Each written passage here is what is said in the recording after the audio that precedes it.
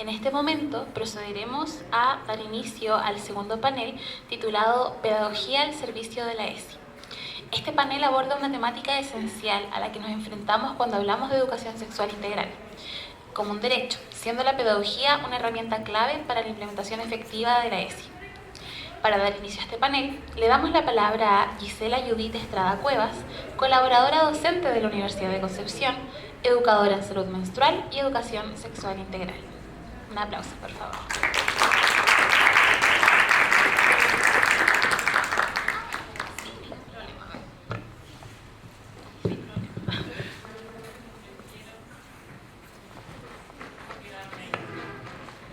Ya, muy buenos días. Estoy muy contenta de estar acá. Y vamos a comenzar rápidamente porque tenemos solo 15 minutos. Quería hablar de muchas cosas, la verdad, pero poder lo más posible esta presentación para tratar de entregar un mensaje significativo. Soy Gisela Estrada, profesora de biología, ¿ya? Y somos nosotros, los profesores de biología, quienes por primera vez recibimos a los... O sea, no, porque ya sabemos que ya no tenemos ESI como un derecho y debería estar en los pequeños, ya, para prevenir abusos, pero cuando los niños entran a la pubertad, nosotros somos quienes somos los encargados de entregar este contenido. Vamos a la siguiente, por favor. Entonces, yo siendo estudiante, en mi práctica profesional, me tocó en un séptimo básico hacer la unidad de educación sexual, ¿ya? Y pongo estas preguntas porque todas estas preguntas me las han hecho estudiantes de enseñanza básica, de enseñanza media y universitarios, ¿ya? La primera pregunta, que cuando yo estaba haciendo mi práctica en un colegio religioso, donde podía pasar el contenido de la anatomía, pero no podía pasar métodos anticonceptivos, un estudiante, el que está arriba, profesora, ¿un espermatozoide se puede ir a la cabeza?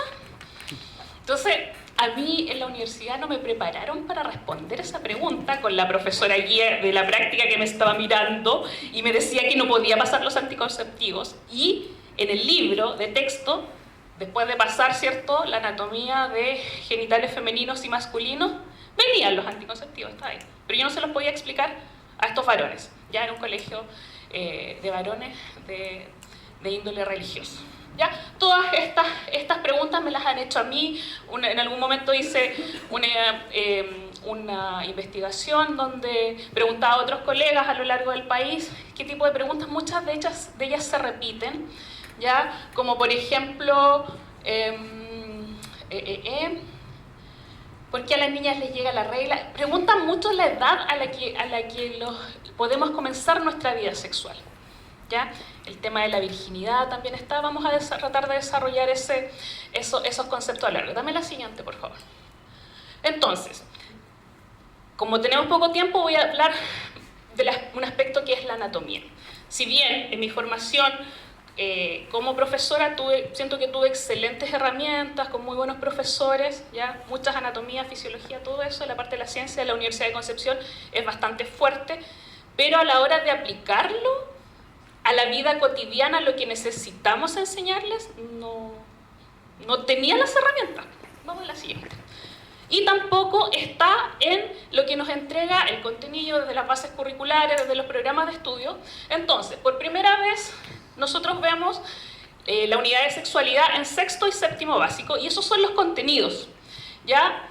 Bueno, la etapa de los cambios en sexto básico, donde enseñamos la anatomía, y que lo hablaban en las charlas anteriores, si ustedes se fijan en séptimo, se centra mucho en la reproducción.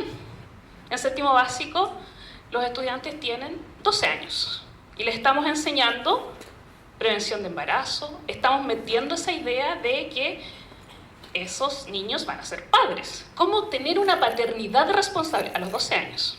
Entonces, a mí no me parece algo correcto cuando están recién con sus cambios en el cuerpo, no entienden cómo funciona y no hay una propiocepción de ese cuerpo que está creciendo, ¿cierto? Los adolescentes que en esa etapa, que algunos quedan más chicos, que tienen un montón de inquietudes, que están recién cambiando, llegan las menarquias sin el conocimiento que realmente debieran tener y la propiocepción de su cuerpo, que es lo más importante.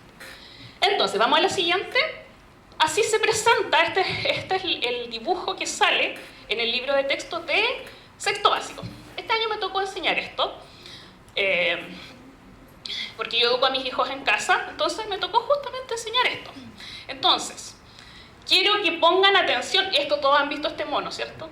Así mismo se lo enseñaron a ustedes, a mí, tengo 42 años, cuando yo estaba, ya me lo enseñaron a sí mismo. ¿Qué pasa con esto? Si yo le explico este mono a una niña de 12 años, donde nosotras no podemos ver nuestros genitales, porque no los podemos ver, están internos, pero fíjense donde dice vulva. Vulva, genitales externos. ¿Ya? Entonces, si yo le muestro, porque todavía están como saliendo de las etapas concretas a esa edad, este mono no se lo van a imaginar. En quinto básico nosotros pasamos todos los sistemas, ¿cierto? Los pulmones, el corazón. Si yo les digo a ustedes, tampoco saben los pulmones, pero si yo les digo a ustedes, respiren, se imaginan los pulmones, las formas, saben que adentro hay un intercambio, da lo mismo que sepan la fisiología o cómo funciona, pero ustedes se imaginan sus pulmones, ¿ya? ¿Qué hace el intercambio? Lo mismo con el estómago, ¿cierto? Que el intestino sí que está por aquí. Pero, si yo le muestro a este mono, la niña no se va a imaginar cómo está por dentro su útero. Y no existe ninguna instancia a lo largo de la carrera educativa, digamos, de los años de educación, donde se fomente esa propiocepción de mis genitales, ¿ya? Tanto externos como internos. La mayoría no me los puedo ver, pero aún así, los que me puedo ver tampoco existen, sobre todo en las niñas. Ya, vamos a ir con ello más adelante. Bueno, y así se presentan lo de los niños, si bien varones, personas con pene, tienen la ventaja que ellos sí pueden ver sus genitales, ¿cierto? Pueden tocarlos, sentirlos desde que son muy pequeños, se normaliza un poco más. Tampoco llegan a entender totalmente cómo funciona, pero además, que también se ha dicho en otros paneles, cómo aprenden los pequeños es por redes sociales, por la pornografía, entonces también hay mucho mito, ideas o conceptos que están errados y que crecen con ellos y muchas veces llegan a la adultez con estos conceptos que son errados. Ya, vamos a la siguiente. Entonces, yo me voy aquí, la mayoría somos personas que tenemos vulva y vagina, ¿ya? Me voy a centrar en eso por el tiempo y porque efectivamente existe una invisibilización de los genitales femeninos, ¿ya? Este es un cuadro, lo pongo ahí, que es súper famoso, que es bien controversial, como para, no les voy a alcanzar a contar la historia, pero es el origen del mundo. Tiene una historia bien entretenida, que lo mandaron a pintar, que lo escondieron, que le ponían una cortina, así como que para que usted la historia es bien entretenida. Vamos a la siguiente. Entonces, si efectivamente yo, como vimos en las anteriores, la vulva no se presentaba, ¿ya? En la universidad sí lo vi, este es el Atlas de Anatomía de Netter, Anatomía Humana, pero así se presenta. Pero si ustedes, bueno, quiero agregar también que en ninguna instancia se invita a las niñas a observarse y a mirarse, y lo he escuchado muchas veces, que no, es que yo no me miro, como que me da cosa que otra persona, porque vamos al ginecólogo, ¿cierto? Cuando estamos embarazadas, es otra persona la que tiene que vernos, tocarnos, sentirnos, pero nosotras no. Ya no se nos invita a eso y a las niñas a observarse tampoco, así como que, o porque puede ser sucio, también lo he escuchado muchas veces. Entonces sale este mono, pero tampoco es así, ¿ya? Esa abertura no es tal, no es tal. Entonces se crea esta idea de que tenemos un orificio que está abierto ahí. La abertura vaginal o sea, que generalmente las paredes están juntitas, ¿ya? No es así. Bueno, del himen vamos a hablar un poco después. Voy a poner un vasito de agua. Siga con la siguiente, por favor.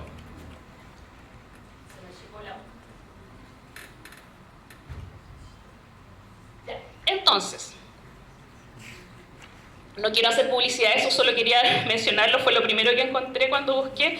Efectivamente, esta idea de cómo debería ser la vulva y vulva normada nos lleva a atrocidades como esa, y ustedes tienen que haberlo visto en redes. Una reconstrucción vaginal, una reconstrucción de tu himen. Y ofrecía, esto es una página chilena, después me di cuenta que estaba el nombre ahí, por favor, esto no es publicidad. ¿Ya? Pero ofrecen rejuvenecimiento vaginal. vagina en realidad no envejece mucho, y vamos a hablar más adelante que cómo debería ser normal. Esa grasita que está ahí, ripoaspiración del pubis, es necesaria, sobre todo por hormonas, no es para el placer sexual también, no es algo que esté mal, ¿ya? Entonces se norma esto de cómo, además que ni siquiera nos enseñan a mirarnos, nos dicen cómo debería ser nuestros genitales. Y una himenoplastia, ¿ya? Nada, de hecho no quise poner el mono, pero es como ponen un himen para esta reconstrucción. Y existe, hay gente que se los hace. Y pasemos a la siguiente, por favor, para no hacerle más publicidad a eso. Eso no debería ser. Ya, entonces, ¿qué pasa? Efectivamente, no hay imágenes para enseñar, ¿ya? Y esto a lo largo de... O sea, no a lo largo en realidad. En todo el mundo genera problemas, por eso quise decirlo. E inseguridades en las mujeres. Porque como no hay mucha imagen, a veces creen que está mal. Porque a mí cuando me pasaron la anatomía me hablaron de labios mayores y menores, ¿ya? ¿Cierto? Entonces, ya, ahora, por eso tengo súper incorporado, son labios internos, externos, los internos pueden ser más grandes, vulvas hay de todas las formas, así como penes, como oreja, como mi nariz, ninguna nariz aquí es igual a la otra, entonces normalizar eso. Y como para tener imágenes de genitales reales, existe esta página que es el Gran Muro de la Vulva, ¿cierto? De este señor Jamie McCartney, donde creó un muro, ¿ya? Este artista británico, porque existe en todo el mundo, no solo aquí en Chile, esta idea de vulva normada, y toma una impresión, ¿cierto? Después hacen yeso y genera. Y si ustedes ven ahí, al igual que sus orejas, sus narices son todas distintas, tenemos vulvas distintas también, ¿ya? Entonces, ¿por qué les pongo esta página? Porque si quieren enseñar necesitamos visibilizar, que existen genitales que son distintos, que somos todos distintos, pero no tenemos acceso a imágenes reales. Y acá, en esta página, sí podemos encontrar como para darle visibilidad a aquello. Vamos a la siguiente. Entonces, desde esta página se invita a mujeres a fotografiarse y en realidad es como medio terapéutico para ellas, ¿ya? Y ahí tenemos imágenes distintas, ¿cierto? Y ahí las mujeres y ponen lo que ellas piensan. Ahí ella dice, nunca he visto mis labios, ¿ya? Ella decide no depilarse. Mi hermosa mariposa, y se fija claramente, hay labios internos que pueden ser más grandes que los externos. Vamos a la siguiente. También quería contarles acerca de ella que acá sí mujeres cuentan relatos de cómo se sanaron porque pensaban que había algo mal en ellas. Desde frigidez, desde depresión, desde no entenderse, desde violencia que le decían otros porque sus genitales estaban mal, ¿ya? Y ahí está también el lugar por si quieren estas imágenes para enseñar. Dicen, la Hilde, ella creó esta página, ¿cierto? Está en inglés pero se traduce fácilmente, o sea, el mismo de Vulva Gallery, ¿ya? Y aquí también vamos a la siguiente, hay algunas imágenes de mujeres que, o sea, invita a mujeres también de distintos países a retratarse, a hacer fíjense que no es tan fácil hacer este ejercicio de mirarse, ¿ya? Yo he estado en talleres donde se hace esto y de verdad hay mujeres que por primera vez están viendo su vulva. Entonces nosotros, ¿qué tenemos que hacer como profesores? Es hacer esta invitación a las niñas. Obviamente vamos a encontrar todos los contras de los padres, porque bueno, ya lo dijeron, que supuestamente si invitamos a las niñas a mirarse van a empezar su vida sexual ahora ya, eso es cierto, de los padres, pero también educar a los padres y a muchas mujeres adultas a sacar de esta idea de que es algo malo, algo sucio, ¿ya? Bueno, y ahí ustedes pueden verlo, ¿cierto? Este es mi cuerpo, este soy yo, me curé físicamente del vaginismo en 2015, ¿cierto? Hay mucho trauma que no se visibiliza, se normaliza, y que nosotros podemos ser un aporte como profesores cuando las chicas son pequeñas. Vamos a la siguiente. Ya. Otro invisibilizado, obviamente, es el clítoris. La semana pasada en el taller decían, recién en el 2005, la anatomía se habló, tampoco se nos invita a esta propiocepción del cuerpo. ¿Dónde está? En el Néter todavía no aparece, ¿ya? Todavía no aparece en el atlas de anatomía. Entonces, también invitar a imaginárselo, así tal cual como yo les digo, si ustedes se sienten el corazón, ¿saben dónde está? Ya. Vamos a la siguiente, que me está quedando poco tiempo, y voy a terminar con esto, no voy a terminar todo, pero sí me llama mucho la atención el tema recurrente que hasta hace poco tenemos incorporado también el concepto de virginidad, ¿ya? Entonces, ¿cómo radicamos eso?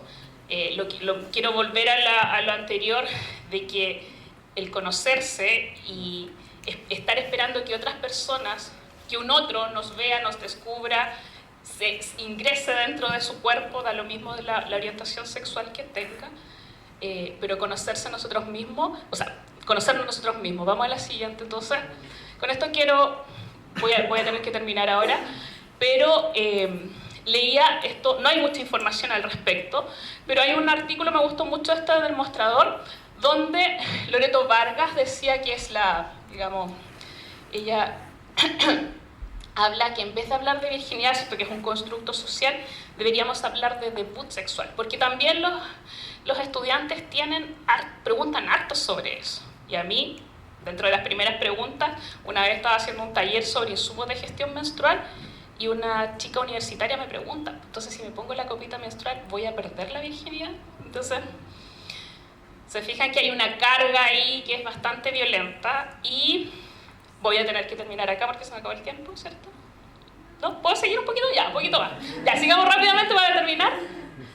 Entonces acá, tampoco hay mucha diferencia, entonces... Claro, hablamos del himen, pero no explicamos qué es lo que es el himen. Yo, cuando era chica, de alguna parte me llegaba la información sin querer. Yo me imaginaba que tenía una telita de cebolla que en algún momento se iba a romper. Así me lo imaginaba. Sin tener imágenes, pero no sé cómo llegó a mi cabeza esa idea. ¿Ya? El himen es una membrana que cubre la abertura de la vagina. No se desaparece del todo, si bien se hace un poco más flexible, pero cuando somos niñas está un poco más cerrado, pero es porque necesitamos mayor protección cuando somos niñas, porque cuando llega la pubertad la vagina comienza a tener este como sistema de autolimpieza, ¿ya? Pero no se va a ningún lado. Entonces acá, si se fijan, hay una foto real de una vagina, la abertura vaginal de una mujer adulta, y esa como cosita, no sé, esa membrana que está ahí es parte de su himen y está ahí. ¿Ya? Entonces, vayan a conocerse. Si ustedes comenzaron su vida sexual, su himen no desapareció del todo, está ahí, no se le llevó nadie. Vamos, a la siguiente. Ya, y por último, con esto sí quiero terminar, que también es algo importante, que es con lo que yo trabajo, yo además soy instructora de pilates, trabajo con mujeres mayores, o sea, no mayores, ya no son estudiantes, la mayoría son mayores de 40 años, y tiene que ver con nuestra anatomía y el conocer el piso pélvico. Si recuerdan, en las primeras imágenes hablaban que a los 12 años ya estaban preparando a las niñas para ser madres. ¿Ya? Yo tengo 2 hijos y en ninguna parte del embarazo me dijeron que tenía que proteger, cuidar o ejercitar mi piso pélvico. ¿Ya? No alcanzo a hablar de la anatomía, pero ¿qué pasa? Otro invisibilizado acá es el cuello del útero. En ninguna parte, no sé si a ustedes alguna vez les han invitado a conocer el cuello de su útero. Cuando yo entendí su funcionamiento, desde la fisiología de todo, para mí el cuello del útero es mágico. Nos enseñan el ciclo menstrual, que las hormonas, que esto, qué pasa con el útero, qué pasa con el cerebro, todo, pero en ninguna parte se nombra. Y el útero se mueve, el cuello del útero se mueve, ¿ya? Y acá, bueno, cuando enseñamos todos los ciclos tienen 28 días. Otra cosa, invitemos a las niñas a conocer su ciclo. Ya, bueno, pasemos rápidamente. Este es un cuello del útero de distintas formas, de distintos días. Entonces va subiendo, va bajando, se va abriendo. ¿Ya? Cuando estamos en una fase más fértil, sube para que no haya tanto camino desde los espermatozoides hasta el oviducto, ¿cierto? Se mueve, después se cierra, baja, todo eso. Entonces, Si nosotros logramos esa propiocepción, podemos sentir el movimiento de. La mayoría, incluso estando embarazada, no saben que esto después, una de las cosas mágicas que tienen es que se dilata hasta 10 centímetros, por ahí salen nuestros bebés para quienes tuvimos partos naturales. Ya, vamos al siguiente, invitar a mirarse, a conocerse, a introducir sus dedos y tocarse. Vamos a la siguiente. Ya no voy a hablar más de esto para poder terminar. Y esto es lo que me pasa. Me ha pasado con muchas mujeres que les da vergüenza, que sufren esta caída por no conocerse, por no cuidarse, que sufren de prolapso. Pueden andar mucho tiempo por vergüenza. Se miran el cuello del útero en la abertura vaginal y les da vergüenza consultar. ¿Ya? Entonces, a muchas mujeres, el normalizar que me hago pipí, que me río y me hago pipí, piso pélvico, el normalizar, aguantarse, entonces, todo eso, bueno, es un taller completo de hablar de aquello, pero las invito a la propiocepción, al conocimiento, al imaginarse, al tocarse y a conocerse. Eso sería, no me quiero extender más.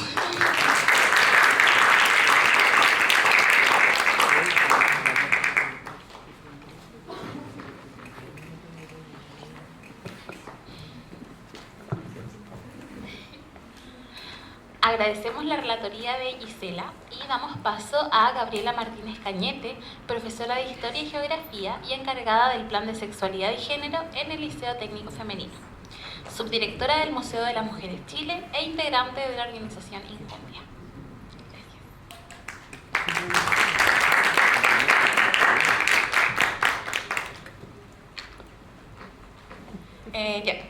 Bueno, estoy un poquito nerviosa, la verdad, como que el espacio de la municipalidad me pone un poco ansiosa, pero mi presentación se basa principalmente en desmitificar mucho sobre cómo se enseña la educación sexual, cuál ha sido mi experiencia como profesora de enseñanza media en distintos establecimientos, pero principalmente donde yo trabajo, que es el Liceo Técnico Femenino. Bueno, en primer lugar, soy profesora de Historia, por lo tanto quise comenzar con un breve contexto histórico de cómo se ha intentado implementar la educación sexual en Chile, y partimos en los años 60 con este plan de vida familiar y educación sexual, donde lo primero que se aborda son ámbitos biológicos, principalmente asociado a lo que se ha estado conversando, ¿verdad?, que ha sido el eje principal de la educación sexual en Chile, que es sobre la reproducción humana y la anticoncepción. A todo esto, desde el inicio hasta muy poco, siempre la relevancia o la responsabilidad ha recaído en las mujeres, ya principalmente en temas de cuidados. Luego, entre el 91 y el 93, tenemos una política de afectividad, salud sexual y reproductiva, donde aparece por primera vez esta palabra de afectividad, pero no se hace en la práctica, porque en los establecimientos se está velando por la situación de embarazo y maternidad de niñas y adolescentes.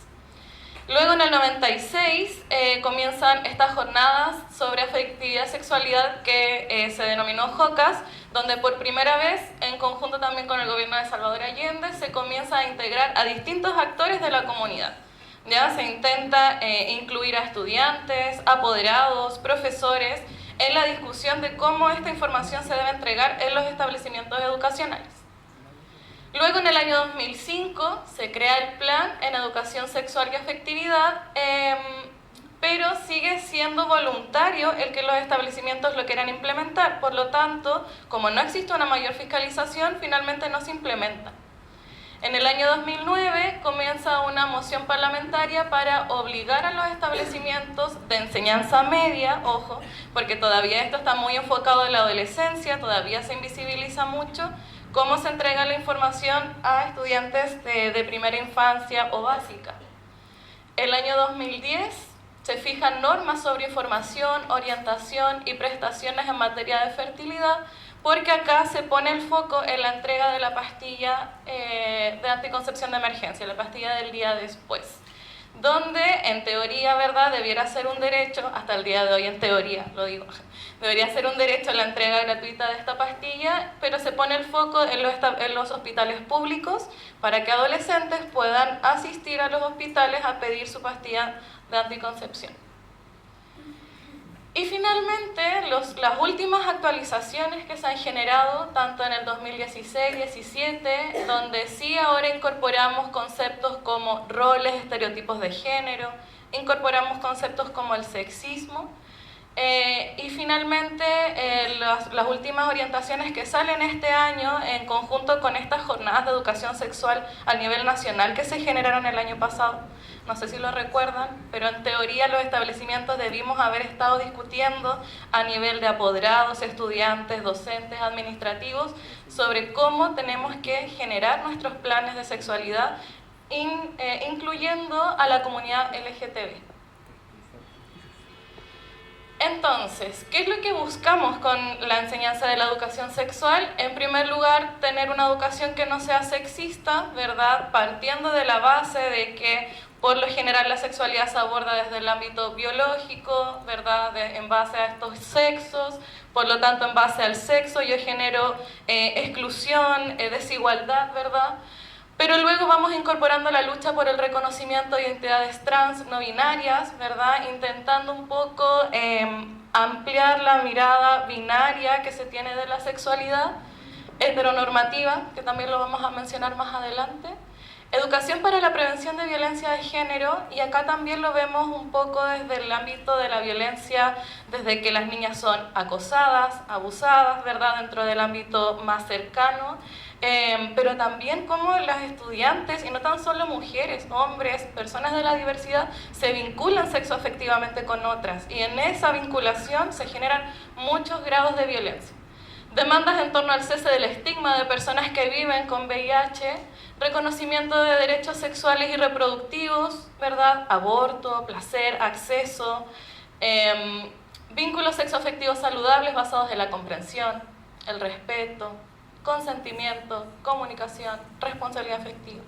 ¿Ya? Porque si bien, bueno, yo trabajo en enseñanza media, insisto, todo está contextualizado en ese como rango etario, en la adolescencia, pubertad, adolescencia, se sexualiza a las personas desde una edad temprana, por lo tanto, niños, niñas, niñas asumen que deben pololear, ¿verdad? Asumen que deben estar para otras personas, sobre todo muy relacionado a que el placer o el conocimiento del cuerpo, como decía mi colega, está muy dado a la responsabilidad de otros, de otras, pero nunca de mí misma. Y bueno, yo identifiqué estas 4 dimensiones, me imagino que hay muchas más, pero tenemos la dimensión corpórea, en cómo se entrega este conocimiento. Partamos de la base de que existen distintos ámbitos y que la sexualidad no es tan solo el cuerpo y la biología reproductiva. Entonces, hablamos de características físicas, biológicas, genitalidad, cromosomas, cambios corporales, hormonales, higiene, que también es muy importante, actividad física, relaciones sexuales. Pasamos por una dimensión psicológica donde ahora incorporamos emociones, sentimientos, desarrollo de afectos, cómo es necesario que yo me vincule, que yo quiera, y también muy relacionado a la autoestima, ¿ya? En cómo yo me conozco, cómo yo me acepto, me valoro, con mis debilidades, ¿verdad? También con mis defectos, pero esta soy yo.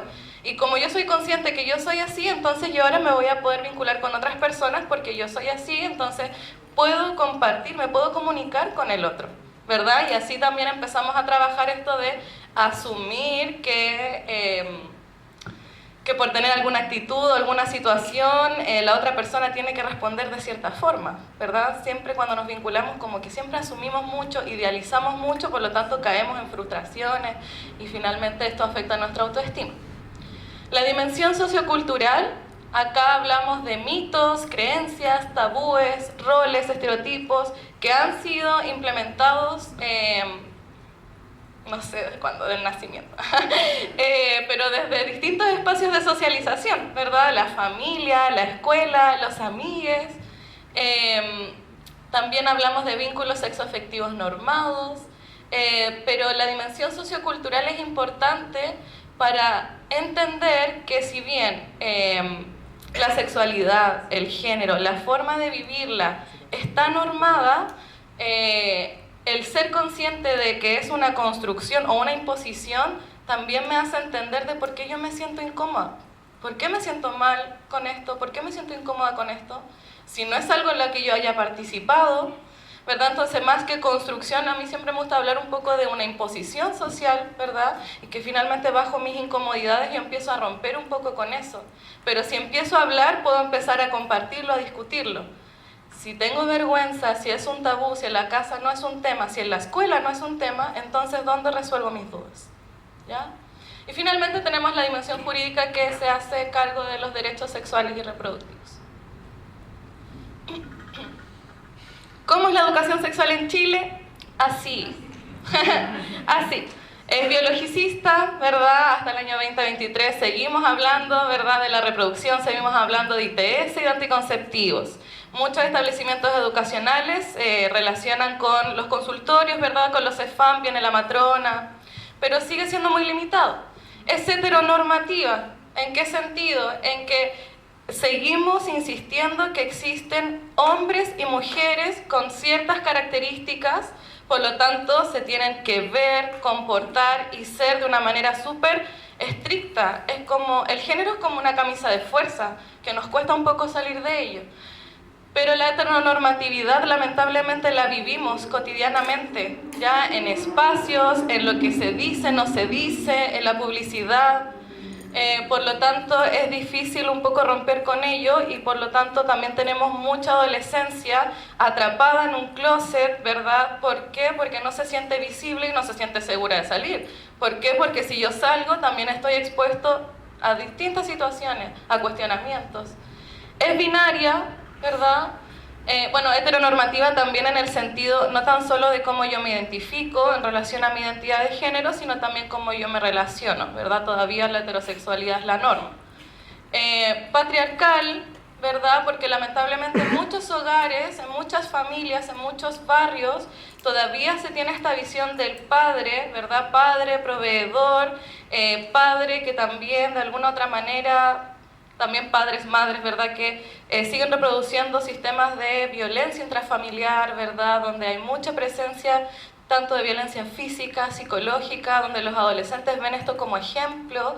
Luego, cuando comienzan sus relaciones sexoafectivas, entienden que el celo es una demostración de amor, porque la pareja es mía, de mi propiedad. Eso es lo que yo veo. Por lo tanto, de esa manera me vinculo. Y finalmente penetrativa, porque en caso de hablar del acto sexual, seguimos hablando de un acto sexual heterosexual, ¿verdad? Por lo tanto, se asume que el placer sexual viene solo desde la penetración. Ahora, ¿cuáles son los tabús? Ya que, como bien dice la profesora, cuando uno recién comienza a hablar de estos temas de sexualidad, salen muchas preguntas, a veces uno queda muy descolocado porque asume que uno ha pasado por todas las experiencias sexuales de la vida y no, simplemente estamos desmitificando. Pero bueno, la pornografía se usa como iniciación sexual, la violencia simbólica se naturaliza, ¿verdad? Por lo tanto, hay muchas personas que asumen que es normal gritarle a alguien que camina de cierta manera, ¿verdad? O que habla de cierta manera, porque finalmente la discriminación nace de cosas súper sutiles, de cómo se ve una persona. Ni siquiera la conozco, ni siquiera le he preguntado el nombre y ya comienzo a excluir. Los tabús también del consentimiento sexual, ya de que yo puedo querer iniciar una actividad sexual y la puedo tener en cualquier momento, y no por haberla tenido una vez significa que la voy a tener siempre, y no significa que si tú eres mi pareja yo tengo que estar a disposición tuya. Hablar de placer, como decía la profe, de conocerme, de invitar a los jóvenes a conocerse, a mirarse, a tocarse, que el placer no es responsabilidad de otros, que a veces es responsabilidad mía. Bueno, en realidad es responsabilidad mía. Si yo no me conozco, ¿cómo puedo compartir lo que a mí me gusta con otras personas? Formas tóxicas de vincularse, hablemos de mitos del amor romántico, ¿verdad? Como hablaban delante, hablemos del celo, hablemos de la propiedad, hablemos de violencia. Y finalmente la autoestima, que lo quise relacionar con la idealización del cuerpo y la belleza, donde estamos tantos años intentando ajustarnos a un estándar que es imposible de alcanzar, pero en ese intentar, ¿verdad?, caemos en trastornos alimenticios, abandonos del amor propio, entre otras cosas. Me queda poquito. ¿Cuáles son los peligros de no hablar de educación sexual en los establecimientos? La homotransfobia internalizada, ¿verdad? Eso quiere decir que personas que constantemente te están diciendo que tú eres maricón, que tú eres esto, las personas comienzan a internalizar eso y empiezan a creerlo. Por lo tanto, que comienzan a tener una culpa internalizada que es súper difícil sacar. Por otro lado, la baja autoestima, por no tener comprensión, referentes, espacios seguros. Si no me nombran en ninguna parte, si no respetan mi nombre social en la sala de clases, si no respetan que en realidad yo, si me reconozco como una chica trans, no necesariamente tengo que verme de cierta forma, bueno, entonces caemos en esto, que finalmente afecta a tal nivel que genera ansiedad social, depresión, riesgo de suicidio efectivo, ¿verdad? Pero también situaciones de violencia en espacios familiares por no comprender, por no tener la información adecuada, por lo tanto comienzo a restringir y a normar, y finalmente la desinformación. Ya, bueno, acá voy a pasar muy rápido. Traje algunas estrategias de las cuales yo ocupo en los talleres para poder entregar esta información o poder hablar sobre ESI. Tenemos la dinámica de las 4 esquinas, ¿ya? Que es en una sala de, pues yo pienso en una sala de clases que tiene 4 esquinas, pongo los letreros siempre, nunca, a veces, pocas veces, y voy diciendo distintas situaciones donde nosotros nos vamos poniendo en la esquina que corresponde y quien quiera explica por qué está en esa esquina. Tenemos mensajes del entorno, donde en una hojita de blog la dividimos en 4, ¿verdad? Y pongo los distintos espacios. La familia, el liceo, amigues, medios de comunicación, y yo anoto todos los mensajes, valoraciones o discursos que me dicen de mi sexualidad. ¿Qué me dicen estos espacios de mí? La siguiente, pues. Está la galleta de jengibre, que creo que esta es como más conocida, ¿verdad? Donde la galleta aborda los 4 ámbitos de la sexualidad y nosotros ponemos distintas etiquetas, que ojo, son etiquetas más que nada por un tema educativo. Finalmente cada persona vive y se siente de manera diferente. Si yo quiero etiquetar, voy a tener millones de etiquetas. Pero esto es más que nada para comprender, ¿verdad? Que no tan solo existe ser mujer, hombre, hetero, sino que existe una gran gama. Las fichas biográficas, sobre todo cuando queremos conocer referentes, ¿ya? Feria de Derechos Sexuales y Reproductivos, ya que por menos en el liceo ha funcionado por 2-3 años súper bien, donde nosotros nos apoyamos de organizaciones colectivas, la Oficina de la Diversidad, y cada stand tiene su espacio y hay un día exclusivamente de feria donde pasan todos los cursos a tener información. Reconociendo situaciones de violencia, acá es crear un violentómetro, por lo tanto se comienza con una reflexión en torno a distintas situaciones y luego se hace un violentómetro que queda pegado en la sala de clases. Para hablar de consentimiento, frecuentemente ocupo un cortometraje que se llama T-Consent, no sé si lo han visto, pero es entender el consentimiento como tomar una taza de té, ¿ya? Y finalmente la elaboración de un fanzine autobiográfico. Porque si bien tenemos referentes, también entender que yo soy protagonista de mi propia vida, por lo tanto yo puedo ser un referente para otras personas, y luego estos fanzines se presentan en distintos espacios de la comunidad educativa. Y bueno, estas preguntas más que nada para la reflexión, si es que tenemos otras estrategias de enseñar la ESI, cuáles son los desafíos y barreras en nuestros establecimientos educacionales y qué redes de apoyo nos pueden facilitar esta enseñanza acá en la región. Eso, gracias.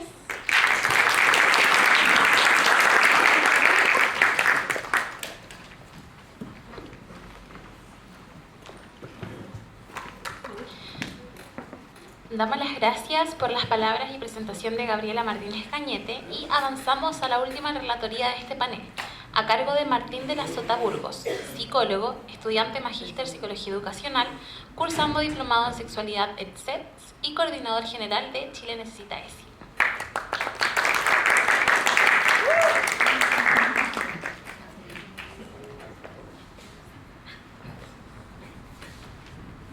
Hola. Qué bacán venir ahora porque estábamos hablando con mi compañero que me acompaña, que de alguna manera las experiencias en aula que hablamos, distintas problemáticas que podamos ir tematizando y ahondando sobre nuestro diagnóstico que tenemos de las problemáticas que hay en los colegios, en las comunidades educativas en Chile. De alguna manera la historia que le vengo a contar es una forma de llegar como a algún marco conceptual general y una propuesta curricular para seguir avanzando en esta demanda que es la educación sexual integral en Chile. Así que les quiero contar de 3 pequeñas historias que han ocurrido este año desde que nació Chile Necesita ESI hace un año. Estamos de cumpleaños ahora. Que es primero la escuela abierta que hicimos durante el primer semestre, la iniciativa popular de norma que defendimos en el proceso constituyente y los pilares fundamentales para pensar la formación de pregrado en sexualidad y afectividad. La primera es una propuesta de currículum, finalmente. La siguiente diapo. Todo esto partió porque, bueno, dentro de la Universidad Católica en Santiago estábamos pensando que encontrábamos distintas omisiones dentro de nuestra formación profesional. Y esto no solamente nos pasaba a nosotros que somos estudiantes de psicología, sino también compañeras de pedagogía, también después se nos empezaron a sumar personas de la salud, gente que estudia Derecho, y de alguna manera decíamos, como, no puede ser de que haya una omisión dentro de las mallas curriculares en el pregrado en temáticas de afectividad y sexualidad que ya sea transversal a las distintas asignaturas. Y esto no solamente nos hace reconocernos como personas que no vamos a tener las herramientas a futuro cuando egresemos, sino también que van recrudeciendo las omisiones y los vacíos personales que tenemos en nuestra propia vida y que nos obliga a hacer una revisión crítica de qué nos faltó por aprender también en el colegio. Por lo tanto, un diagnóstico que es de nuestra generación termina siendo consecuencia de algo que venimos arrastrando y una deuda pendiente en Chile. Después de darnos toda esa vuelta dijimos, bueno, ¿cómo podemos partir por casa? Hagamos una escuela de formación para el pregrado para nosotros mismos. Y así es como llegamos a esta escuela abierta que fueron 10 clases, terminó siendo una propuesta curricular. ¿A qué me refiero con esto? Que nos inspiramos un poco en las orientaciones internacionales de UNESCO y en la experiencia de Argentina y nos dimos cuenta que las distintas dimensiones de la educación sexual que queríamos cubrir eran una respuesta a esta ley de NESI que no existe en Chile. Hay distintos marcos legislativos que dicen que se resguardan derechos sexuales y reproductivos de la infancia, pero no hay una ley que te diga curricularmente qué vamos a entender por ESI. Por eso es tan difícil y parece un poco improvisado cuando llegamos a contar, bueno, yo en un curso hice un taller de tal cosa y supongo que está bien. Claro que está bien, las cosas que expusieron están súper, pero no tenemos un respaldo legal ni menos formación en pregrado que nos diga cómo hacerlo. Entonces, esta escuela la lanzamos para nuestros mismos compañeros de pedagogía y llegaron 360 inscripciones y no eran personas que eran estudiantes de la universidad, sino que eran inspectores de colegio, psicopedagogas, duplas psicosociales de municipalidades. Entonces dijimos, ya, en verdad este problema es mucho más grande de lo que nosotros pensábamos. Y organizamos estas 10 clases presenciales con 4 expositoras por clase y también quisimos integrar distintos mundos que no dialogan cuando se trata de hacer política en Chile, mucho menos en estos temas, que son la academia por un lado, el respaldo teórico, la realidad educativa, es decir, quienes tienen los pies en la tierra en los colegios, quienes elaboran el sistema de políticas públicas en general, quienes tienen contacto con las redes asistenciales, municipales, gobiernos regionales, etc. Y finalmente el activismo, porque también entendemos de que en las distintas dimensiones de la sexualidad hay un grupo organizado que está reivindicando alguna identidad o alguna experiencia de vulneración, violencia, que también desde la sociedad civil quieren aportar. Por lo tanto, los 4 mundos los intentamos convocar en las distintas clases. Y eso también ya nos obligó a decir, bueno, cómo vamos a considerar nuestra escuela, y ahí empezamos a tirar los distintos como fundamentos que iba a tener: integral, con perspectiva de género y disidente, de derechos, laica, con perspectiva del desarrollo, que eso es lo que se habla bastante poco en general cuando hablamos de la ESI. Hay cierta progresividad, ¿cierto?, de los conocimientos que vamos entregando, y también con un cierto análisis y atención especial a la pertinencia etaria que va a tener cada experiencia educativa. Y finalmente que sea inclusiva, ¿no?, que apunta hacia el acceso universal. Y la gracia de esta escuela es que todas las clases fueron grabadas y van a quedar a disposición de profesoras y organizaciones del mundo civil. Esperamos en unos meses más, ¿no, Agustín? Al menos ya tenemos la página web y las clases están siendo editadas. Y la gracia de todo esto, yo creo que como más allá de la teorización que podemos decir de la ESI, es de que en esto tenemos que ir avanzando juntos. Si un grupo de académicos empieza a decir qué es la ESI y qué no es la ESI y nos dejamos por fuera la experiencia y el conocimiento acumulado y situado que tenemos todas las personas que estamos acá, vamos a transformar la ESI en un privilegio y eso no puede ocurrir. Por lo tanto, también es como súper importante de que todas estas instancias las hagamos de la manera más democrática, las viralicemos de lo mejor posible. Nuestra propuesta es una especie de diplomado gratuito y esperamos que esté a disposición lo antes posible. Esa fue la primera experiencia. Ahí podemos llegar a distintas conclusiones sobre cómo vamos a entender integral dentro de ESI. Primero va a ser integral porque alinea los contenidos curriculares, es decir, qué vamos a ver en el texto de clase, con las prácticas pedagógicas, es decir, el trato, los protocolos, la convivencia escolar, y las estrategias institucionales, proyecto educativo institucional, programa de mejoramiento escolar, infraestructura y oferta pedagógica, y participación de la comunidad educativa, obviamente. Segundo, vamos a considerar la integral porque va a considerar distintos aspectos que van más allá de lo biológico, es decir, aspectos sociales y subjetivos de las personas, y cuando las reconocemos como titulares de derecho, también vamos a reconocer que tienen afectos, deseos y necesidades. Y finalmente, la ESI va a ser integral porque va a ser pertinente y suficiente a cada etapa del ciclo vital, a lo largo de todo el ciclo, va a propender a la autonomía, que sea progresiva y en el fondo que propenda hacia un desarrollo libre y pleno. Y esta es la parte más patuda porque acá nos tomamos la libertad de proponer 5 dimensiones que van a ser como los ejes rectores de la ESI, ¿no? Derecho sexual y reproductivo, salud sexual y reproductiva, género, identidad y diversidad, prácticas sexuales y autonomía, afectividad y relaciones humanas. ¿Se pueden organizar de otras maneras? Claro que sí. Esto es como las conclusiones que sacamos de la escuela y son bastante similares a la UNESCO y Argentina, así que por ahí da, parece. Y lo importante de partir con derechos sexuales y reproductivos es entender que la ESI es un derecho sexual y reproductivo, pero al mismo tiempo es la condición para poder ejercer los derechos sexuales y reproductivos. Por lo tanto, nuestras propuestas pedagógicas son la didáctica y el ejercicio de estos derechos. Y ahora, claro, las preguntas como clave de esto es: ¿dónde va escrita? ¿A cargo de quiénes? ¿Y qué tan específica? Esas son las preguntas que ahora tenemos que seguir avanzando como disciplina para poder hacerla una realidad. Y acá pueden ver, no me voy a detener mucho, pero estas son las 10 clases que propusimos. Van a ver que 5 son temáticas, las 5 ejes que presentamos antes, y las otras tienen que ver con las consideraciones desde su práctica. Por ejemplo, la gestión de la diversidad, discapacidad y sexualidad, o las consideraciones del desarrollo, la didáctica y la gestión institucional, y las tensiones y desafíos. Son cosas que quizás no van a aparecer en un manual, pero sí son consideraciones que tenemos que tener para el ejercicio de la profesión. Siguiente. Y así es como llegamos a la segunda pregunta, la segunda historia, que es: ¿dónde va escrito esto? Porque nunca vamos a tener una asignatura en ESI, nadie se va a sacar un 7 en ESI, y es difícil también pensar que lo podemos evaluar. Pero sí son objetivos de aprendizaje que podemos hacer que permeen el currículum completo. Por ejemplo, educación medioambiental. No vamos a tener un curso de eso, pero sí podemos intencionar esos contenidos en las distintas asignaturas. Lo mismo pasa con educación digital, por ejemplo, o con la formación ciudadana.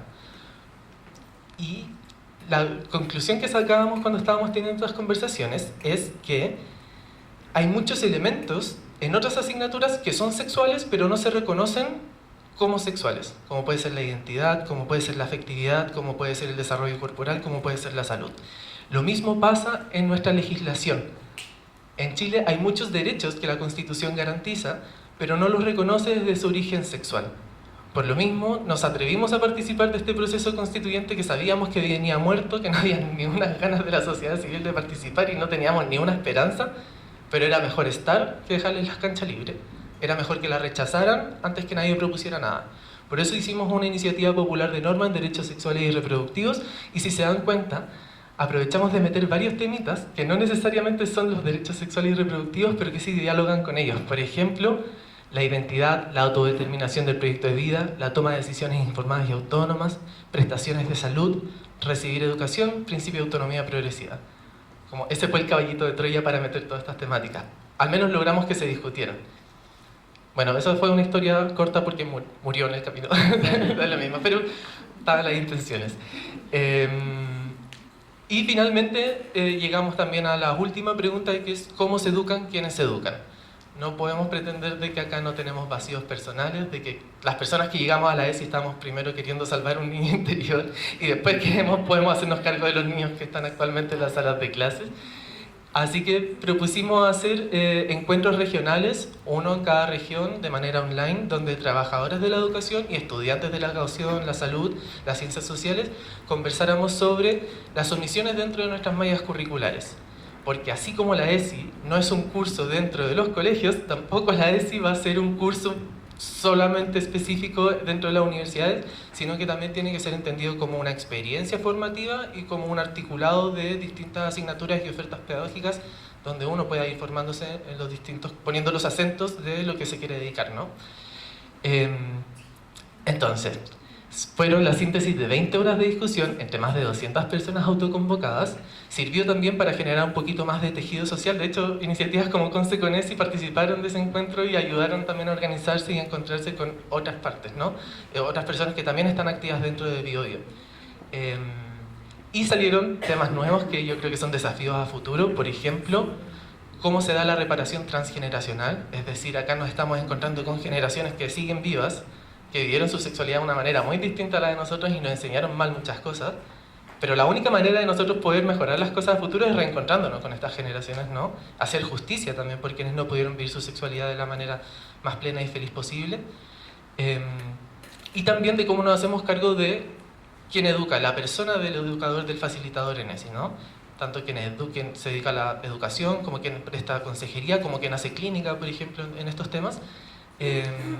Porque también hay como una serie de mecanismos de autocuidado, de despliegue que son necesarios a la hora de trabajar estos temas, ¿no? Y las consideraciones éticas también de que uno no se apaga sexualmente cuando está trabajando sexualidad con otras personas, ¿no? Sobre todo cuando son menores de edad. Entonces, consideraciones éticas en este ejercicio también son parte de la discusión.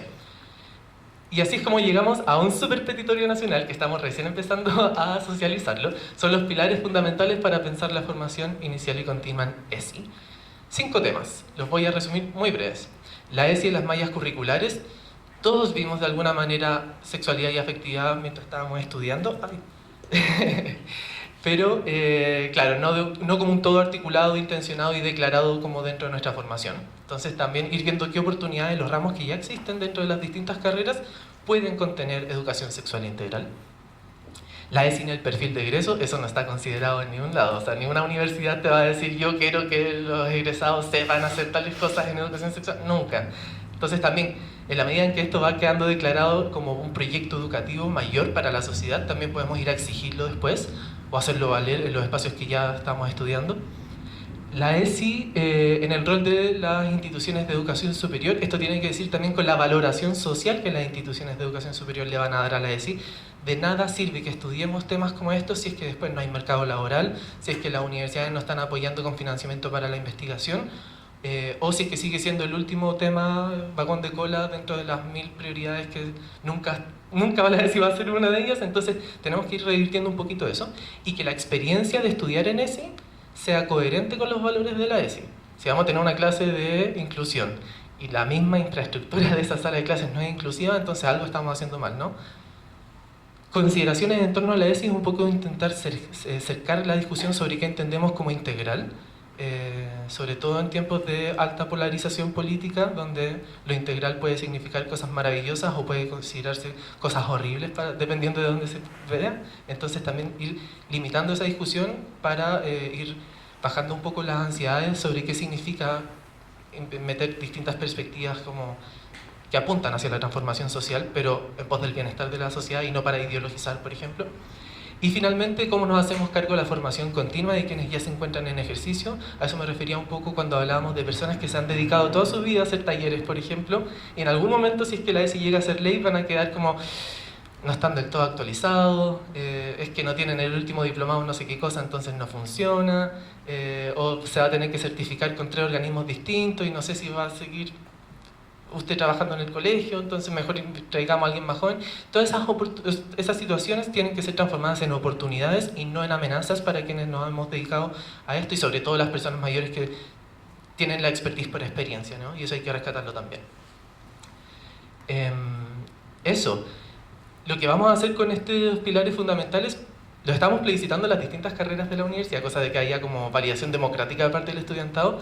Invitamos a que se puedan hacer en otras universidades, otras carreras también, y pronto socializarlo con unidades de género de las distintas instituciones de educación superior y ojalá llegar a instancias superiores como pueden ser este consejo de rectores, como de decanatos de educación, y a nivel ministerial y parlamentario, ¿por qué no? Si es que nos podemos organizar en este tema, hay que hacerlo, porque de lo contrario probablemente nos podríamos quedar con una ley en ESI súper reducida, súper acotada, que termine siendo una camisa de fuerza antes de una oportunidad de abrir más espacios de trabajo en esto.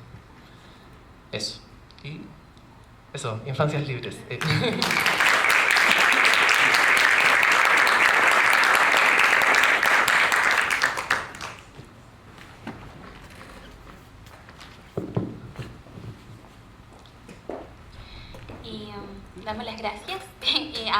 invitamos a los relatores si pueden pasar a sentarse en el escenario para dar espacio a algunas preguntas del público, por favor.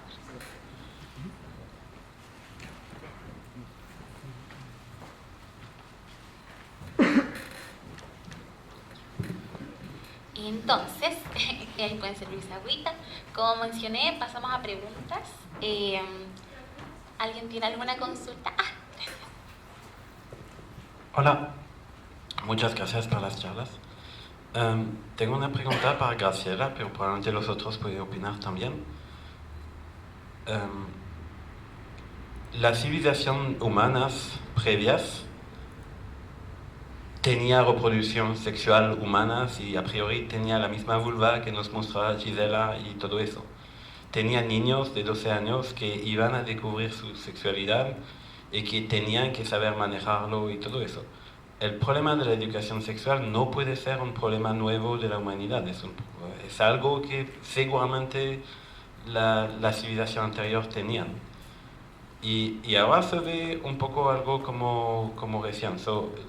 Dos preguntas en una. Bueno, ¿tenemos información sobre por qué eso es un problema más importante ahora?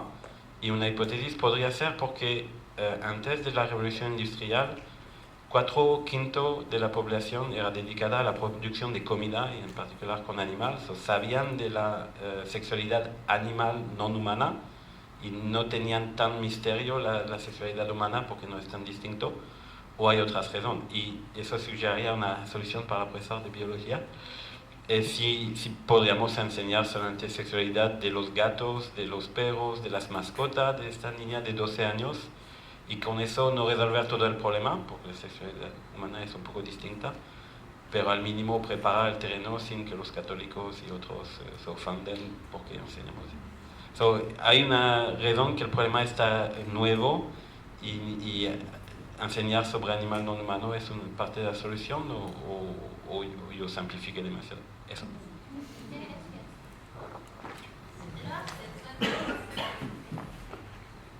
Es como súper amplio, como para un tremendo debate lo que dice. A ver, puntualizando, no tengo la respuesta exacta, pero yo creo que muchos hemos leído que la problemática de la ESI comenzó cuando instituciones como la Iglesia empezaron a normar lo que hacíamos con nuestros cuerpos, ¿ya?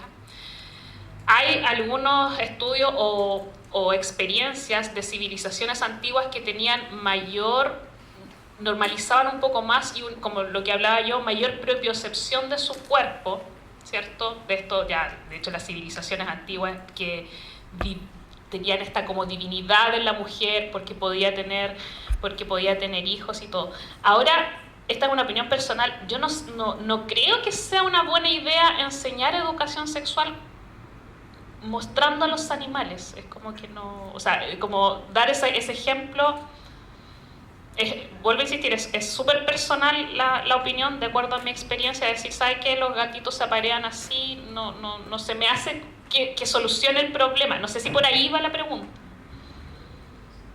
Tú mostraste animal por todo tu trabajo. Sí, no, por eso, sí, entendiendo el tema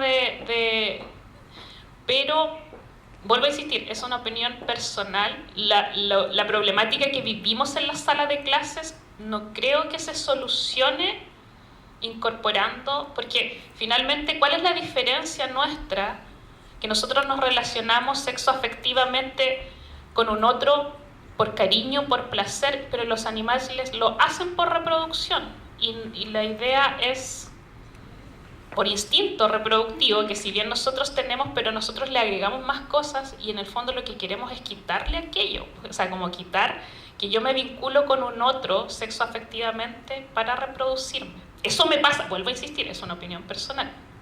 No sé si ustedes quieren opinar. Ay, no. La bandera Ya, mientras tanto.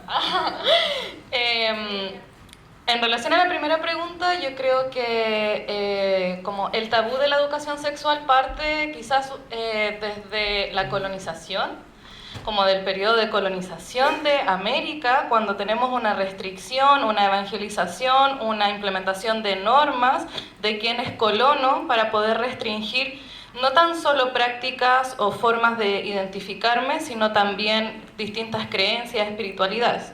Yo creo que parte por ahí. ¿Por qué se visibiliza más ahora? Porque creo que los movimientos sociales, independiente de cuál haya sido como su injerencia en temas más institucionales, sí han generado presiones o ha generado, por último, que esté en la opinión pública distintas situaciones, no sé, por mencionar algunos movimientos feministas, temas de violencia, el movimiento de la diversidad, el tema del suicidio, por ejemplo, son ejemplos.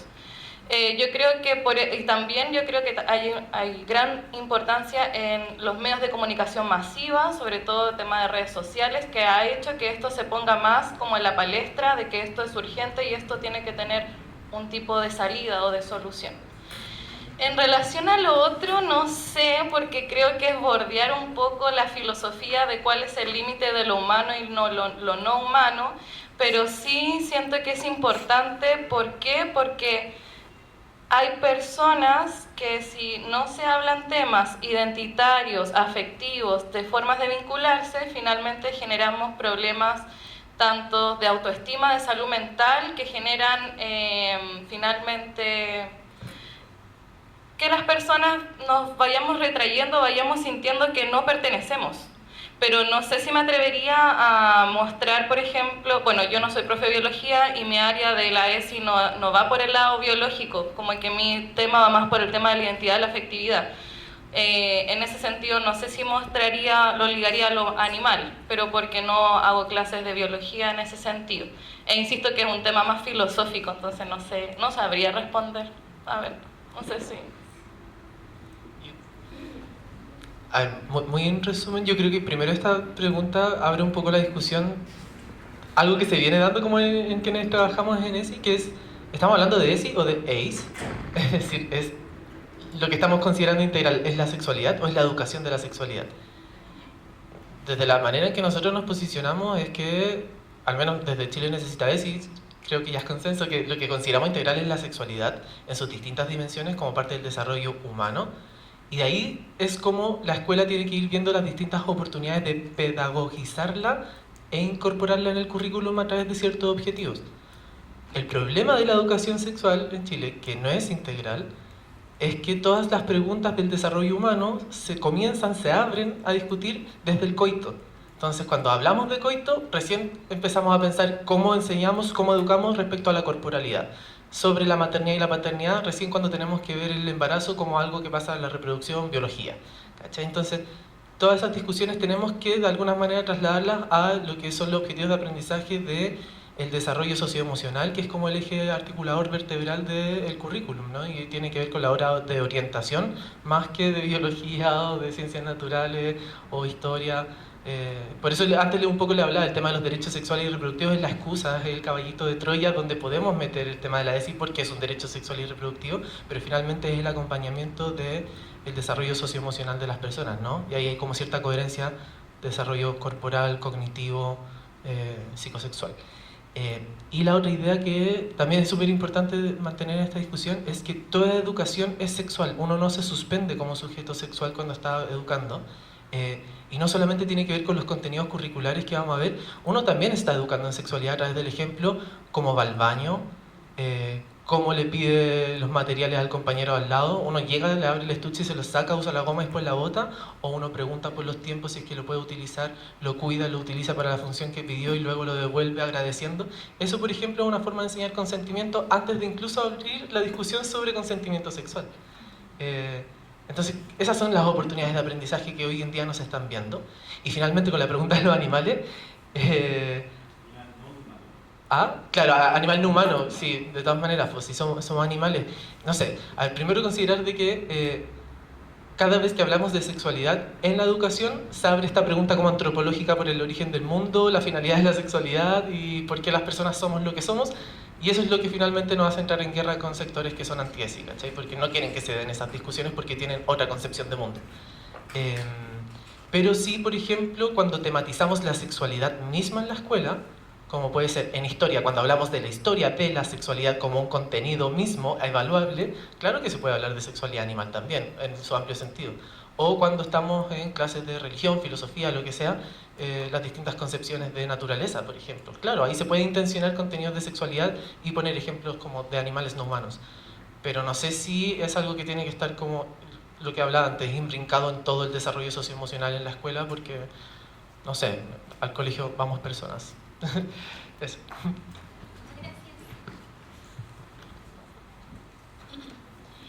¿Hay más dudas? ¿Me puedo acercar con el micrófono? Creo. Ya salieron. No es una duda, es un comentario. Mi nombre es Mercedes Carrasco, de la UDEC. Yo participo en varias instancias académicas y no académicas en la defensa de los derechos sexuales y reproductivos, y un caballito de batalla es la ESI, ¿no? Que es súper compleja. Es compleja instalar en la agenda pública, en la agenda parlamentaria, ni qué decir. Sin embargo, hoy, cuando hablamos de leyes, no hay leyes, no tenemos leyes. Y lo único que obliga es una ley, ¿no? Entonces eso también hay que tenerlo claro. La única ley que tenemos ahora es la que mencionaste tú, ¿cierto? La 20.418, que de alguna manera establece, de alguna manera, la información. Fue bien estratégicamente elaborada esa ley para que incluyera la información como concepto dentro de todo, ¿cierto?, lo que tiene que tener la estructura de una ley. Esa es la única ley que hoy, de alguna manera, como persona individual y colectiva, nos puede hacer obligar a que se entregue información sobre derechos sexuales, sobre cómo podemos relacionarnos, etcétera, etcétera, ¿no? Sin embargo, cuando he participado en mesas técnicas a nivel ministerial de salud, porque yo soy matrona, y de alguna manera voy en la defensa de los derechos sexuales y reproductivos de todas las personas de nuestro territorio, salud patea la pelota a educación, y en educación le patean la pelota a salud. O sea, ese es el escenario actual.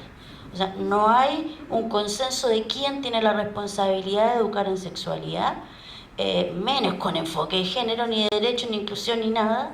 O sea, olvídate, esos temas no se tocan en las mesas técnicas. Sin embargo, hay un consenso que para mí también es ver el vaso medio lleno, que es un tema que ahora es políticamente correcto, en cierto escenario. También tenemos un país que está siendo polarizado políticamente, el mundo está polarizado políticamente. Tenemos una extrema derecha muy fuerte, no solo en Chile, sino que en muchas partes, que de alguna manera trae a colación ciertos argumentos que ponen en tela de juicio en ciertos escenarios. Me acuerdo que Cristian en la mañana decía, hablemos con la gente de la iglesia, por ejemplo, de estos temas. Yo me acuerdo de la JOCA, yo fui parte de la JOCA, muestro el carnet al tiro, como estudiante de obstetricia, porque en esos escenarios, cuando tú pones encima de la mesa, que no es solamente el punto del coito, cómo vas a prevenir un embarazo o una ITS, sino que estás hablando, ¿cierto?, de prevenir abuso, de marcar los límites, de evitar el abuso sexual infantil, que en nuestro país es altísimo, las cifras son graves. Yo creo que hay ciertos escenarios conservadores que abrirían o deberían abrir la puerta, ¿cierto?, para poder establecer esto como una ley. O sea, hay movimientos, y bueno, yo me extendería todo el día, pero quería decirlo, ¿no? Tenemos una ley, hay escenarios, ¿cierto?, donde podemos exigir. Yo aplaudo las iniciativas individuales de los centros educativos, las aplaudo también a ustedes, chicas, por lo que hacen en el aula y ampliando los espacios. Las iniciativas individuales y colectivas sirven, sí, pero tenemos que hacer, ¿cierto?, de alguna manera, crear alianzas, como lo están haciendo Chile con ESI, CONCE con ESI, para que quienes nos representan o mal representan, ¿cierto?, y pueden firmar una ley y potenciar una ley, hablen de este tema. Y si se habla, bueno, hay algún avance. Nada, gracias.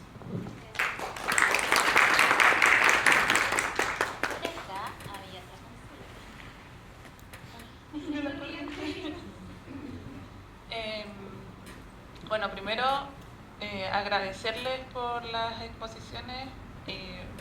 Más que nada, bueno, soy profesora yo de biología y mi consulta va en que cuando uno conversa de estos temas en las aulas, no porque así yo del tiempo que llevo haciendo clases, como un poco más de 5 años, no que como que yo lo preparara, sino que a veces se dan los espacios y uno los aprovecha de conversar.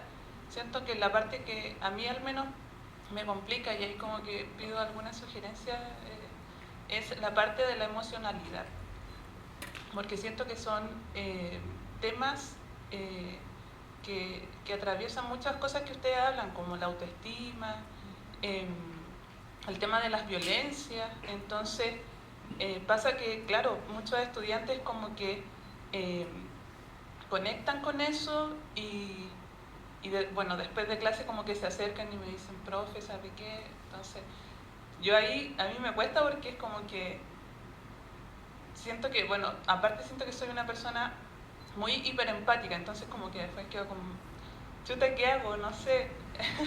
Entonces es como, ¿cómo abordar la parte de la emocionalidad? ¿Cómo trabajar esa parte? Esa es como mi pregunta.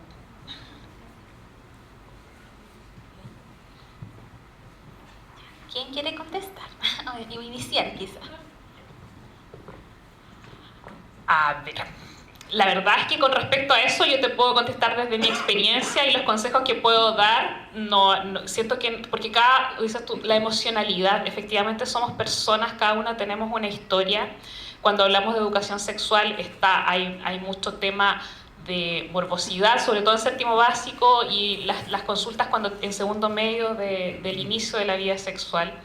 Y claro, pues sobre todo a esa edad, segundo medio, 14, 15 años, están pasando por varias crisis los chicos. Entonces, yo el consejo que le doy a mis estudiantes, futuros profesores, es que nosotros también tenemos que trabajar en nosotros, ¿ya?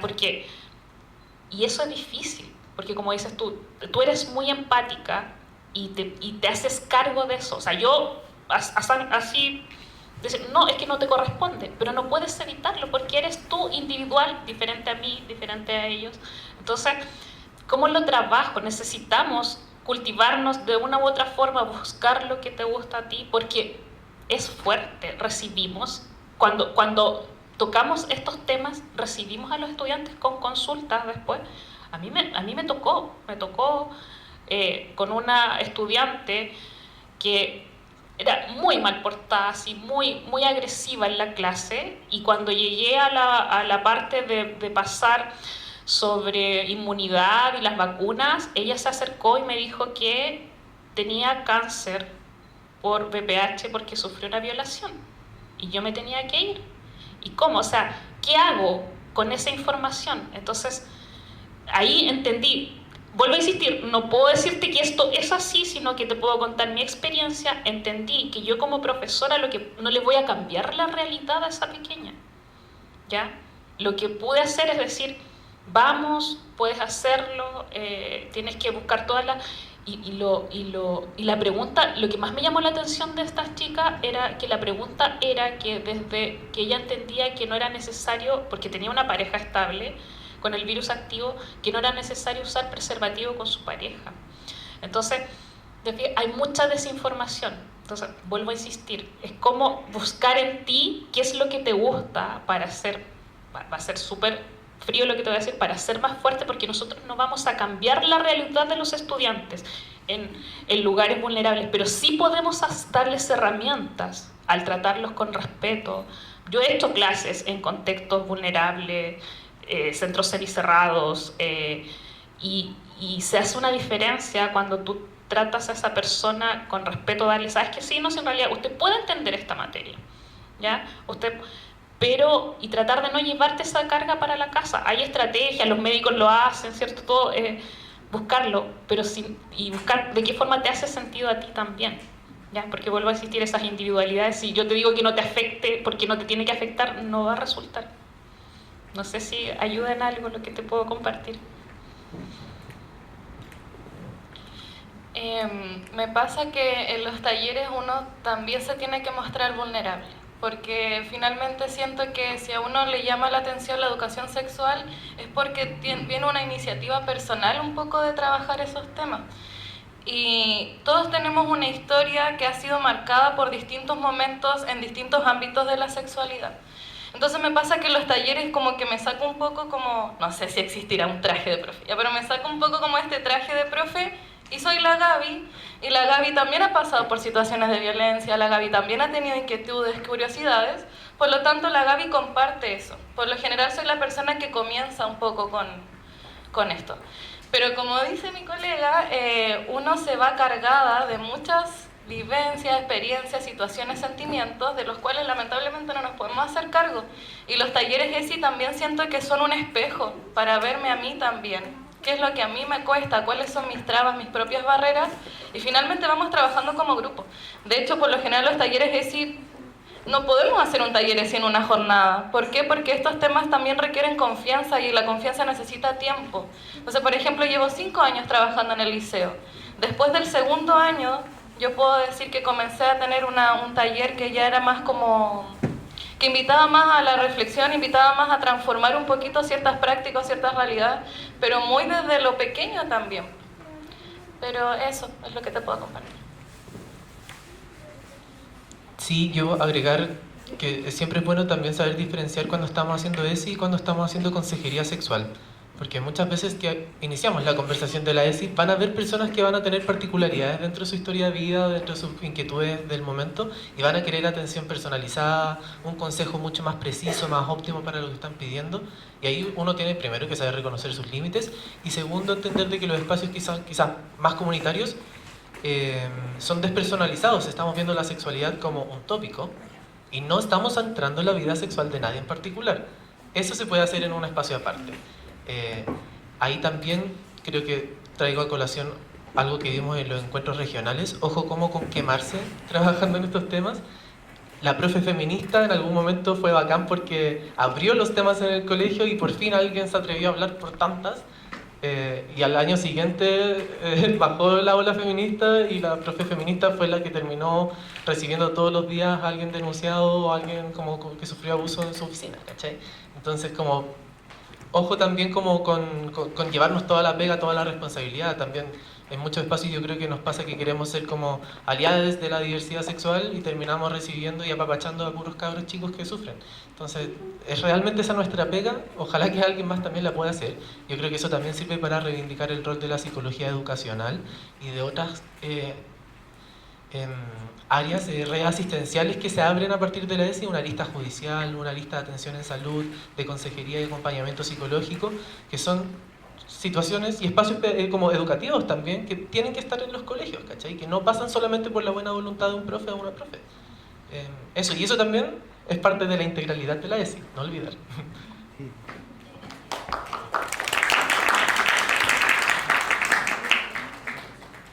Y la última duda entonces, que me había levantado la mano, ¿alguien tiene alguna otra duda? Ya, hacemos eso entonces.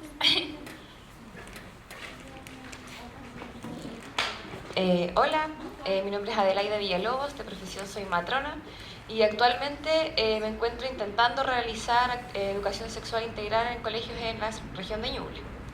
Mi pregunta va generalmente porque yo desde que empecé a trabajar en esto me interesa mucho el abordar desde la población de apoderados, apoderadas, que es súper necesario también nivelar aquí conocimientos, es otra escuela, la verdad, debiese haber una escuela para apoderados y para apoderadas en esta situación. Bueno, en esta zona es bastante campesina, rural, entonces me he pillado con varios comentarios, de todo, se podrán imaginar. Pero a pesar de eso se rescata que hay interés de algunos apoderados y apoderadas en capacitarse en aprender de estas cosas, pero son los menos. Entonces, finalmente el tema que tengo yo ahí en esta región es cómo hacer interesante la educación sexual a los apoderados y las apoderadas, cuando ya ocupando la frase esto es para sus hijos, para sus hijas, es un derecho de sus hijos, de sus hijas, es evitar el abuso, cuando todo lo que hemos conversado aquí ya fue dicho. Y aún así, la asistencia a estas actividades es bajísima. Esa es mi pregunta.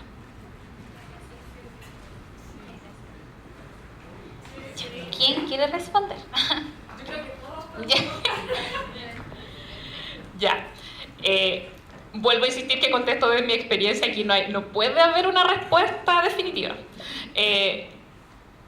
A los padres les cuesta ver mucho a sus niños como seres sexuales. A lo mismo que usted a sus papás, o sea, sus papás no tienen relaciones sexuales, ustedes nacieron así de generación espontánea. Entonces, siento que lo que me ha funcionado a mí es explicarles que llevarlos a ellos cuando eran pequeños. O sea, ¿te hubiese gustado que a la edad de 11 años te hubiesen explicado esto? ¿Es necesario? Las herramientas para tu hijo. Lo más probable es que esa mamá haya sufrido algún tipo de abuso por desinformación. Démosles estas herramientas. Desde ahí, llamar, porque por ejemplo, ya, voy a contar algo que me sucedió a mí, que me di cuenta que niños muy pequeños estaban viendo pornografía y por los comentarios que hacían, entonces hablé con la mamá y le dije, ¿sabes qué? Pasa esto, ve cómo lo regulas, hay que conversarlo. No porque ¿qué hace la mayoría de los padres cuando descubren que sus hijos ven pornografía? Los retan, que con mi internet le quitan el celular, o sea, un caso así como que hasta le rompió el teléfono. Ya. Entonces, explicarle que no están haciendo nada malo, que... bueno, le di toda esta historia, ¿cierto? Que no es bueno porque es muy pequeño y todo. Le dije, ¿te puedo explicar cómo hablas tú con tu hijo? ¿O quieres que le digo yo, le voy a decir esto? Esta mamá prefirió que le dijera yo, ¿ya? Porque les cuesta mucho ver, o sea, prefieren hacerse los locos. Entonces, desde ahí a lo mejor acá nos puede ayudar. ¿Cómo hacemos que esta estrategia para que los padres puedan hablar y diferenciar eso? No va a dejar de ser mi hijo porque comienza su vida sexual, porque tuvo acceso a pornografía. Porque igual cuando ellos se sienten descubiertos o cuando los molestan, adultos molestan a los niños porque descubren que se masturban, o sea, imagínense todo lo que pasa en ese crecimiento. Entonces, no sé, a mí me pasa eso, o sea, como, ¿te gustaría que a ti cuando tenías 11 años hubieses tenido más información? Hagámoslo, pero no sé qué más así. Eso podría aportar yo. Desde mi parte, la vinculación que tengo a los apoderados es porque dentro de mi plan, bueno, como dice acá el compañero, claro que pasamos a hacer muchas cosas además de profe, porque lamentablemente somos pocas personas que nos tocamos el tema dentro de la escuela. Pasamos a ser psicólogas, madres, no sé. Pero mi tema va más por el tema de la identidad. Y he tenido relación con los apoderados porque no entienden qué le pasa a su hijo, a su hija, a su hija. ¿Por qué está así? Y se niegan a asistir y no van a mis reuniones y no quieren ir a los talleres porque les cuesta sacarse como esta... No sé cómo explicarlo. No logran comprender que hay otras formas de vivir. No logran comprender de que su hijo no está mal, no está enfermo, no se le metió el diablo. Porque realmente las experiencias personales en las casas es un tema, es un secreto familiar muchas veces las formas en que se abordan los temas, sobre todo relacionados a la sexualidad. Pero voy más por el lado de mira a tu hijo, a tu hija, a tu hija. Hay autolesiones, hay trastornos alimenticios, hay una depresión. Si hay una preocupación, porque lamentablemente donde trabajo también hay un alto índice de abandono, violencia, etc. Pero si tú realmente estás preocupado por esa persona, entonces ayudémosla y empecemos a hablar un poquito ya. Estos son los conceptos base, pero más que eso, de las experiencias. Se está sintiendo de esta manera, está bien. Le está gustando relacionarse con estas personas, está bien.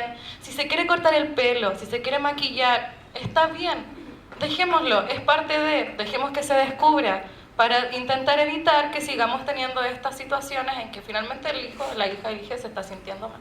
Pero ha sido la manera, pero lamentablemente igual que tú, no quieren ir. Entonces, ¿cómo motivo? ¿Cómo llego al hogar? ¿Tendría que ir a la casa? No lo sé.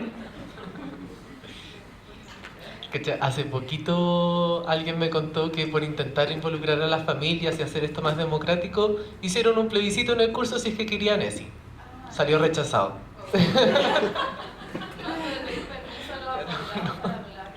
Eso mismo, yo creo que es mejor recordar primero que la ESI también es temática, o sea, no tenemos por qué abordar toda la sexualidad en un taller, en una clase, en un semestre. Puede ser para responder a un problema, ¿cachai? Y ese problema no tenemos por qué hablar directamente que es sexual, ¿cachai? Podemos hablar de que hay un problema de que adultos se hacen pasar por menores de edad en redes sociales e intentan aprovecharse de otras personas, ¿cachai? Entonces evitemos que esto pase en el colegio. ¿Cómo lo hacemos? Señora apoderado, ¿tiene ideas? Mire, vamos a juntarnos la próxima semana, yo voy a traer propuestas y usted me dice cuál cree que es la más ideal, ¿cachai? Y esa como negociación, como en la micropolítica del colegio, yo creo que sirve caleta. Y también eso como que me recuerda un poco lo que estabas mencionando acá de los ministerios, de cómo el Ministerio de Salud y Educación se pasan la pelota. Yo creo que acá hay un tercer problema, que ahora viene con la Ley de Garantías de la Niñez.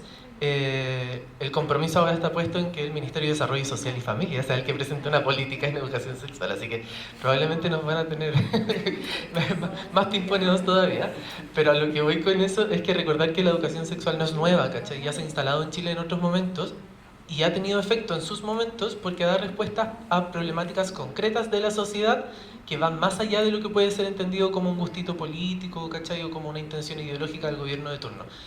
En su momento, cuando se comenzó a hablar de la discusión del divorcio y el tema de los hijos legítimos y ilegítimos nacidos fuera dentro del matrimonio en Chile, hubo un problema que fue transversal reconocido desde los más conservadores hasta los más progres, que eran, hay familias desorganizadas en Chile.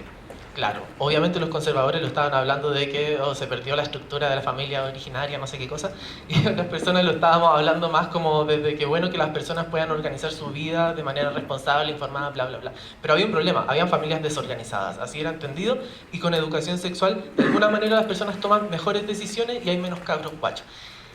Suena pésimo decirlo, ¿cachai? Pero ese era un problema en Chile en su momento y la ESI dio respuesta a eso, ¿cachai? Lo mismo pasó con las ITS. Algunos pensaban que el VIH-Sida era el cáncer gay. Otras personas pensaban que era importante que todos tuvieran acceso a preservativos porque es un derecho sexual. Independiente de eso, es un problema en Chile que hayan personas portando un virus, ¿cachai? Que puedan seguir como transmitiéndolo a otras personas sin saberlo. Y ahí la educación sexual dio respuesta.